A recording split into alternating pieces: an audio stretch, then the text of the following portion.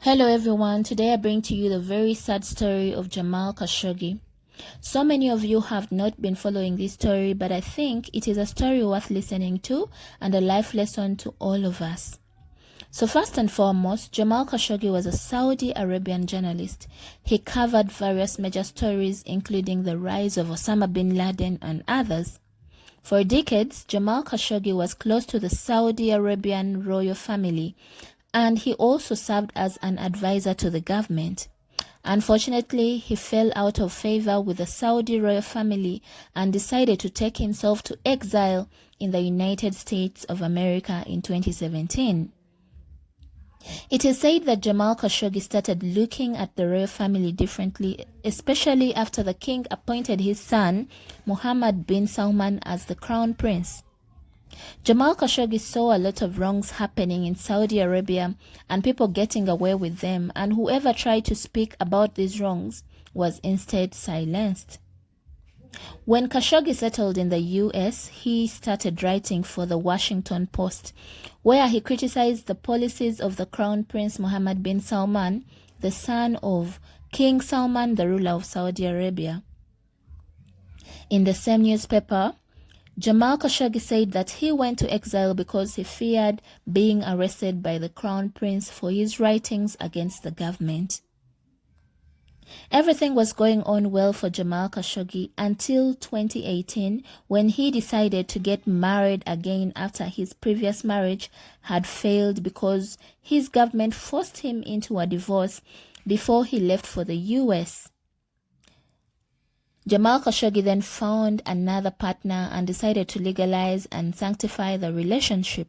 In the process of legalizing their relationship, both Jamal and his Turkish fiancée were requested to submit a document that showed that both of them were single from their home countries. His partner being Turkish, Jamal decided to use the Saudi Arabian consulate in Turkey to acquire the document needed for his marriage to take place, since he couldn't go back to Saudi Arabia where he had left for exile. On 28 September 2018, Jamal visited the consulate in Turkey, Istanbul, to obtain the document stating that he was divorced and single. But he was told that he would have to return to pick up the document on a much later date.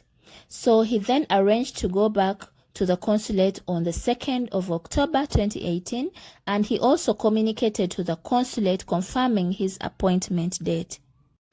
At that time, Jamal didn't believe that something bad could happen to him on Turkish soil.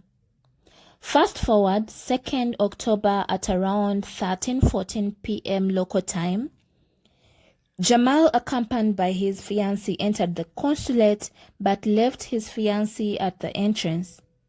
It seems Jamal had a feeling that he would be arrested inside the consulate, so when he was entering, he handed over his phone to his fiancée and told her that, in case I don't get out soon, kindly call Tayyip. Tayyip happened to be Jamal's friend. Just like Jamal imagined it, his fiancée waited for over 10 hours out there and Jamal wasn't coming out. After waiting for so long, Jamal's fiancée decided to call Tayyip and tell him about what had happened. She told him that Jamal had entered into the consulate and had not left, that she had been at the entrance waiting for Jamal for over 10 hours in vain. For more than 2 weeks, Saudi Arabia consistently denied any knowledge of Jamal Khashoggi's fate. Prince Mohammed told the news that journalist Jamal Khashoggi had left the consulate an hour after he had entered and that they had nothing to hide. Days later, on 20th October, the same Saudi government said that a preliminary investigation had been conducted that the journalist died during a fight after resisting attempts to return to Saudi Arabia. And in this process of the fight, he was choked and he died. Over 31 individuals were investigated over the killing and 21 were arrested. 5 senior government officials were also sacked. In January 2019, 5 of the arrested were given death penalty.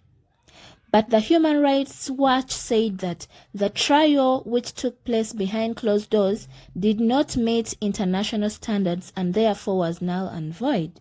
Meanwhile, in Turkey, the Turkish officials said that a team of 15 Saudi Arabian agents, assisted by 3 intelligence officers, arrived in Istanbul days before the murder, and that the group removed the security cameras and surveillance footage from the consulate before Jamal Khashoggi's arrival.